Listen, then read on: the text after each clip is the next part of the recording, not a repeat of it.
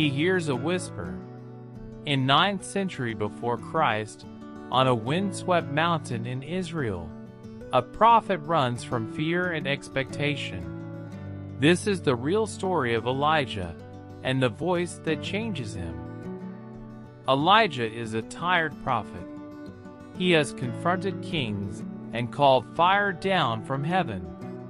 Now he is thin with fasting, haunted by threats, and his soul is heavy with loneliness and doubt. After Jezebel vows to kill him, Elijah flees out of the city into the wilderness. He arrives exhausted under a lone broom tree. His body is spent from travel and fasting. His mind reels from the threat of death. In that moment, Elijah prays for death. He says, "It is enough. Now, Lord, take my life." He is not simply tired of work. He is crushed by fear, failure, and the weight of being alone in a mission no one seems to share. While he sleeps, an angel of the Lord touches him and provides bread and water. This simple provision sustains his body. The text makes clear, God cares for Elijah's physical need before giving direction. When he eats and drinks, the angel strengthens him for a long journey.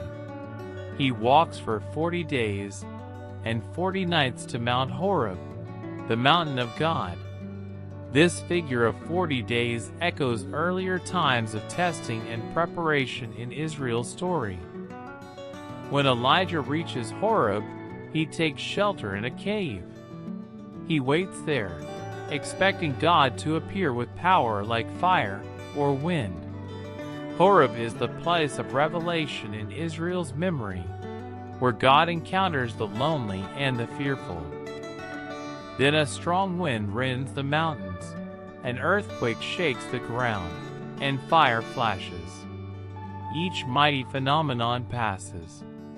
The story insists, God is not confined to any single spectacle. But Elijah learns that divine speaking does not always come in grand displays. As the storm subsides, there is a great calm.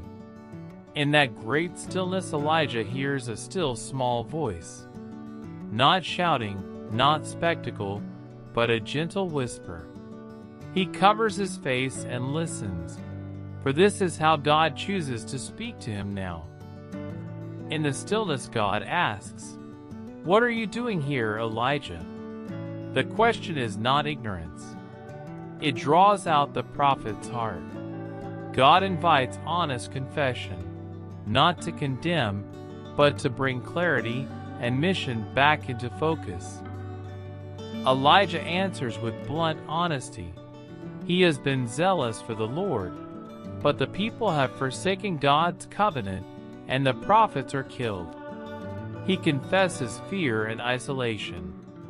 His reply reveals his faithful service and his deep discouragement.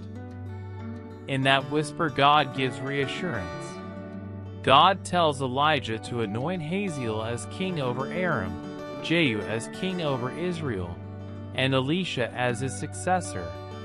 These instructions show that God is acting through history, not abandoning his purposes despite human failure. As the whisper continues, Elijah learns that God's plan includes others. God is raising leaders and a successor.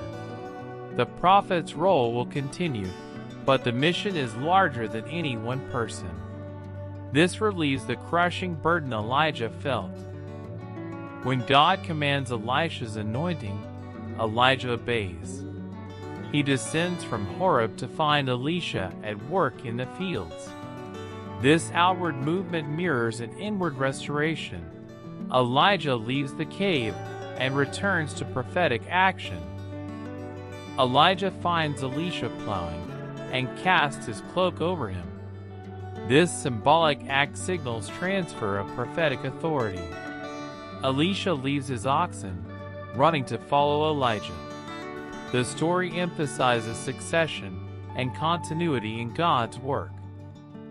As Elijah walks with Elisha, the prophet's loneliness loosens. The mission expands through community and succession.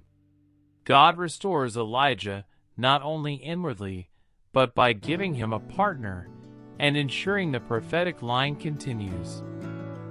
What no one in the cave could miss is this: God's whisper redirects zeal into obedience and continuation. The still small voice reorders priorities from self-preservation to responsible leadership and mentorship. After the encounter, Elijah leaves Horeb with new clarity. He will anoint leaders and appoint a successor, continuing the struggle against idolatry. His fear is not erased, but it is placed within God's ongoing work. In the end, the passage teaches that God often speaks not in spectacle, but in a whisper that heals and redirects a faithful servant.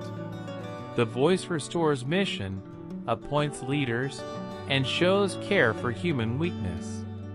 If this story moved you, like the video, subscribe to the channel, and tap the bell so you do not miss the next one.